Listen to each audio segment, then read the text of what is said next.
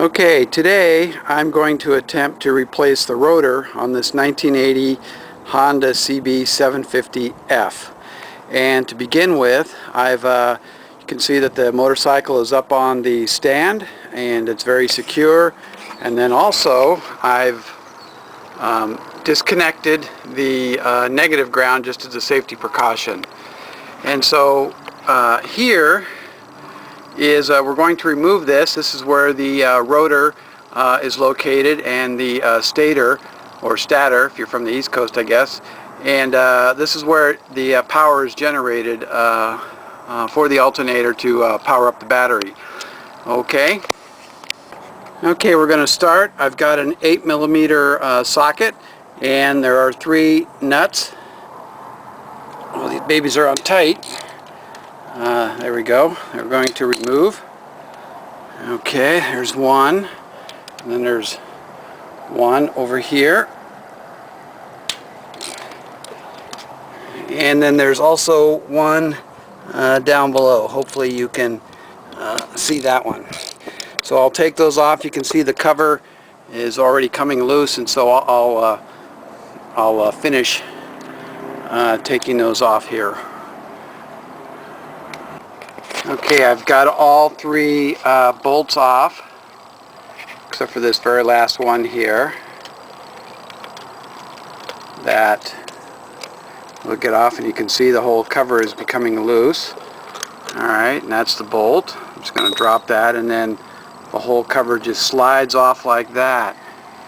And here we can see the inside, the stator, and that's the rotor right there. Okay, the way that you test the rotor is you get your multimeter, which I have here, and you set it to ohms, and right now I've got mine set to 200 ohms. And then you take the black and the red leads and you connect them. You can see there's 2 copper rings on the rotor, and so you connect, doesn't matter which way you go. And there should be a reading here, and as you can see there's no change at all. Go ahead and switch them. If you switch them, see there's nothing there, and so that indicates that this particular rotor is dead, because you should be getting a reading off of that.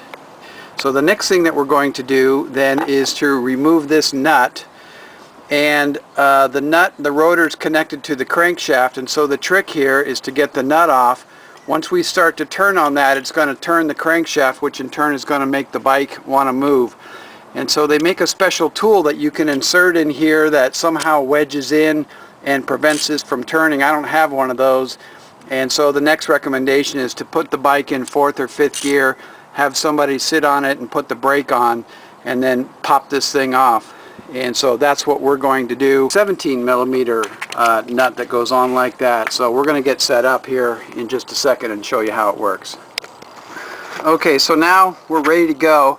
And the bike is shifted into gear, and the back brake's on. And actually what I'm going to do is take this mallet and whack it, because it takes a pretty good jolt to get that off. So okay, so I've already kind of pre-loosened it, but basically you just take this and just whack it and see how that comes loose. Now, it's not that easy. In real life you got to whack it a little bit harder, but I couldn't whack it and hold on to the camera and do everything at the same time. But once you break this nut loose, then it just unscrews like so. And then we're ready now for the next step. So there's the nut that holds the rotor in place. Okay, this is the 2-piece rotor removal tool that Honda recommends you use, and let me get the part number for you here. It's Honda part number 07933-425000, and as I mentioned, it is a 2-piece tool. And I ordered one not from Honda, but through another person, and what they sent me was actually just the 1 piece. So I don't actually have the 2-piece, and apparently this is quite common to get just a single piece. So at any rate, we're going to try it with the single piece here. And so we're going to screw that in, and that screws in right here, and we'll just screw that in like so until it's finger tight, and then we're going to tighten this just a little bit more, but not too much. Just a little bit more, just in order to put pressure between the rotor and the crankshaft pulley, which is in the back. Okay, so I'm going to put a little bit of pressure on it, so I'm just going to turn that actually until build a little compression in the cylinder, and I think that's probably going to be enough pressure on there. Okay, now the trick is you don't want to put too much pressure on because you'll strip the threads on the inside, so it's better to, you know, make it a little bit tight and then try to remove it. And what we're going to do is we're going to hit this on the end here with a hammer, and with the combination of the tension that the threads have put on this and banging it with a hammer, this thing should pop loose and come off. So that's what we're going to try. Hit this way. So, ready? So I'm going to whack it here.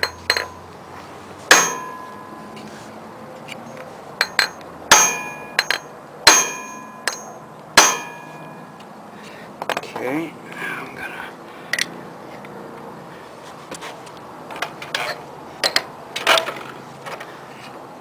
There we go. See, that's all it took, was just a couple of whacks and to screw it in, and it loosened it right off. So we've got that off now.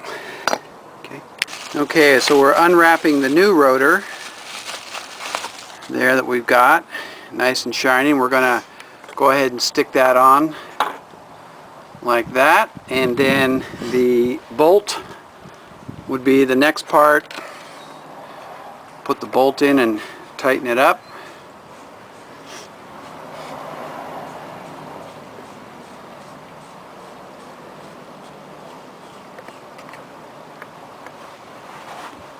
Okay, now before we get it on too tight, we're going to redo the test here.